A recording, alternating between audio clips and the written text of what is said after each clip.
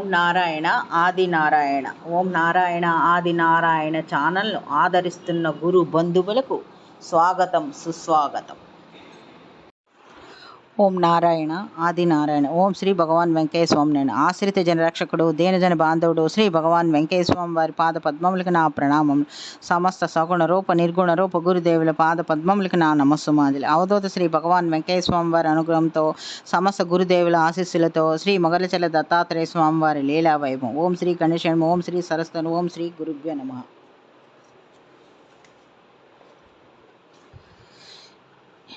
ఈ భక్తుని పేరు మల్లికార్జునరావు గారు. విజయవాడ నుంచి వచ్చారు. వీరు ఒక సిద్ధాంతి.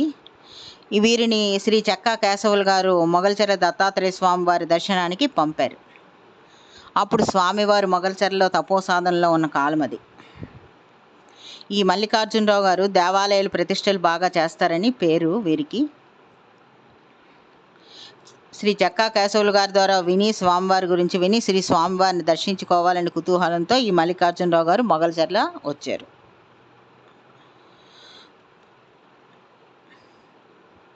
అప్పటికి శ్రీ దత్తాత్రేయ స్వామివారు తీవ్రమైన తపోసాధనలో ఉండేవారు. భోజనం కూడా చేస్తూ ఉండేవారు కాదు. ప్రభావతి అమ్మగారు పంపించిన క్యారియర్ ఒక్కొక్కసారి అలాగే ఉండిపోతూ ఉండేది. తర్వాత ఈ ప్రసాద్ గారు వచ్చి ఆ బాక్స్ తెచ్చుకుంటూ ఉండేవారు అనమాట. ఆ టైంలో భోజనం కూడా స్వీకరిస్తూ ఉండేవారు కదా. అంత తీవ్ర సాధనలో ఉన్న రోజులవి. అప్పుడు మల్లికార్జునరావు గారు ఆ టైంలో వచ్చారు. మల్లికార్జునరావు గారు వీరు శ్రీధరరావు గారిని కలిస్తే శ్రీధరరావు గారు ఇలా చెప్పారు, స్వామివారు తీవ్ర సాధనలో ఉన్నారు, ఎవరిని కలవద్దని చెప్పారు. రేపు ఉదయం మా అబ్బాయి ప్రసాద్ పొలానికి వెళ్తూ స్వామివారికి ఆహారం తీసుకువెళ్ళి ఆశ్రమంలో పెట్టి వెళ్తూ ఉంటాడు. మీరు కూడా ప్రసాద్తో వెళ్ళండి. మీరు మధ్యాహ్నం వరకు అక్కడే ఉండండి. శ్రీ స్వామివారి ధ్యానం నుంచి లేచి వస్తే మీరు కలవచ్చు. పూర్తిగా ఇది మీ అదృష్టం మీద ఆధారపడి ఉంటుంది అని మల్లికార్జునరావు గారికి శ్రీధరరావు గారు చెప్పారు. అప్పుడు ఇతను మల్లికార్జునరావు గారు ఇలా అన్నారు, ప్రాప్తం ఉంటే స్వామివారిని చూస్తాను, లేకుంటే లేదు అని మల్లికార్జునరావు గారు అన్నారు. మరుసటి రోజు ఉదయం అదే విధంగా ఎద్దుల బండి సిద్ధం చేయించారు శ్రీధరరావు గారు. నాగేంద్ర ప్రసాద్ గారు, ఈ మల్లికార్జునరావు గారు అందులో ఎక్కి వెళ్ళారు. వీరు ఆశ్రమం చేరేటప్పటికీ ఆశ్చర్యకరంగా శ్రీ మొగల్చెర్ల దత్తాత్రేయ స్వామివారు ఆశ్రమం బయటే నిలబడి ఉన్నారు. చాలా ప్రశాంతంగా చిరునవ్వుతో నిల్చొని ఉన్నారు. అప్పుడు వీరు బండి కొద్దిగా యువతల పక్క ఆపుకొని వీరు నాగేంద్ర ప్రసాద్ గారు, మల్లికార్జునరావు గారు ఇద్దరు స్వామివారి దగ్గరికి వెళ్ళారు. స్వామివారిని చూడగానే మల్లికార్జునరావు గారు సాష్టాంగ నమస్కారం చేశారు. స్వామివారి లోపలికి రమ్మన్నట్టు సైగ చేసి ఆశ్రమంలోకి తీసుకొని వెళ్ళారు. నాగేంద్ర ప్రసాద్ గారు, ఈ మల్లికార్జునరావు గారు ఇద్దరు స్వామివారి వెనకే వెళ్ళారు. వెళ్ళి ధ్యానం చేసుకునే గది ముందు స్వామివారి పద్మాసనం వేసుకొని కూర్చుంటే వీరు ఎదురుగా కూర్చోమన్నారు. అప్పుడు ఇతనికి నాగేంద్ర ప్రసాద్ గారికి ఒక సందేహం వచ్చింది. కేశవులు గారు మల్లికార్జునరావు గారిని పంపుతున్నట్టు వీరికి స్వామివారికి ముందే తెలుసా అనే సందేహం వీరికి వచ్చింది.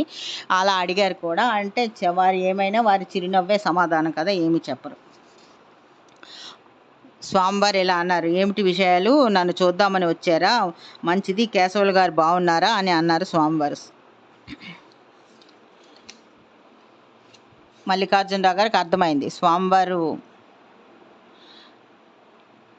అంటే స్వామివారు పూర్తిగా అంటే కేశవులు గారు పంపినట్టు తెలియకపోయినా స్వామివారికి అన్నీ తెలుసు, చెప్పకపోయినా ఇతనికి పూర్తి అవగాహన ఉంది స్వామివారికి అని అనుకొని అక్కడ అంటే ఈయన అవధూత అన్నది వారికి అర్థమైపోయింది. స్వామివారు అడిగిన వాటన్నిటికీ మల్లికార్జునరావు గారు తల ఊపుతూ ఉన్నారు. ఒక్క మాట కూడా మాట్లాడలేకపోయారు.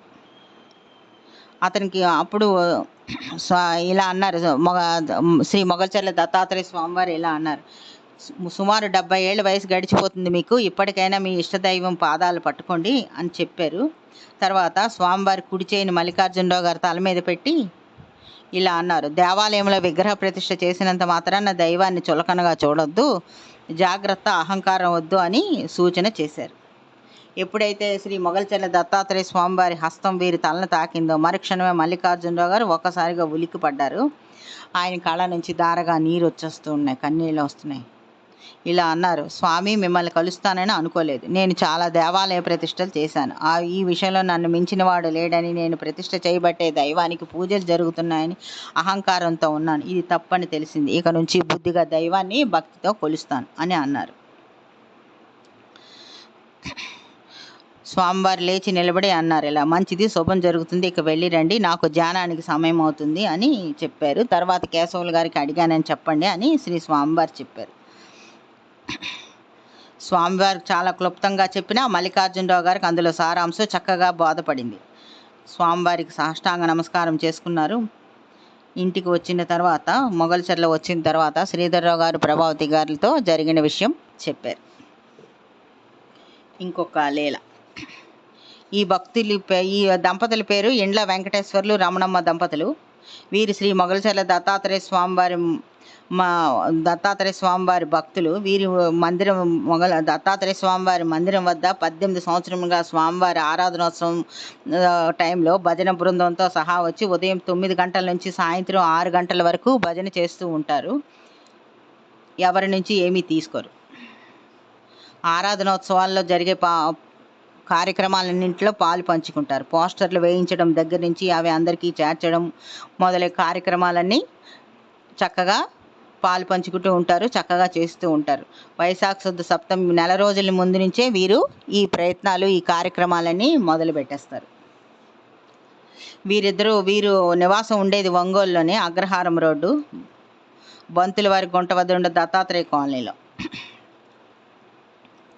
వీరి గురువుగారు 2001 సంవత్సరంలో వీరి భజన బృందం గురువుగారు శ్రీ దత్తాత్రేయ స్వామివారి భక్తుడైన లక్ష్మయ్య గారి ప్రోద్బలంతో మొట్టమొదటిసారిగా శ్రీ మొగల్చర్ల దత్తాత్రేయ స్వామివారి మందిరాన్ని దర్శించుకుని అద్వితీయమైన అనుభూతిని పొందారు.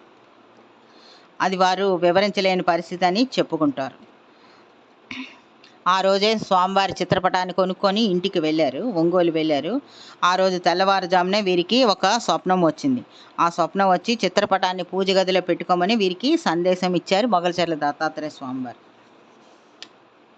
వీరు ఇలా భజనలో పాల్గొంటున్న ఇక్కడికి వచ్చి భజన చేస్తున్న టైంలోనే వీరికి ప్రభుత్వ ఉద్యోగం పర్మనెంట్ అయిందనే వార్త వచ్చింది. ఆ విధంగా ఇంకా దంపతులకి శ్రీ మొగల్చర్ల దత్తాత్రేయ స్వామివారి మీద భక్తి విశ్వాసాలు ఇంకా పెరిగాయి. భక్తులుగా మారిపోయారు. వీళ్ళు నివాసం ఉంటున్న దత్తాత్రేయ కాలనీ కూడా వీళ్ళ గురువుగారు లక్ష్మయ్య గారి ప్రోద్బలంతోనే రూపుదిద్దుకుంది. అందులో వీరు సహకారం కూడా ఎక్కువగా ఉందన్నమాట. సౌకర్యాల కోసం వీరే ఎక్కువగా కృషి చేశారు. అక్కడ దత్తాత్రేయ స్వామివారి గుడి కూడా ఏర్పాటు చేసే ఉద్దేశంలో ఉన్నారు. వీరికి ఏమొచ్చినా ఏ కష్ట సుఖాలన్నీ శ్రీ స్వామివారి అనుగ్రహంగానే వీరు భావిస్తారు. స్వామివారి ఆరాధనోత్సవాలకి ప్రచారాలు నిర్వహిస్తారు. దర్శనానికి వచ్చేటప్పుడు అన్నదానానికి తమ వంతు సహకారంగా సరుకులు వస్తూ ఉంటారు, విరాళాలు ఇస్తూ ఉంటారు, అన్నదానంలో పాలు పంచుకుంటూ ఉంటారు. ఓం నారాయణ ఆది నారాయణ.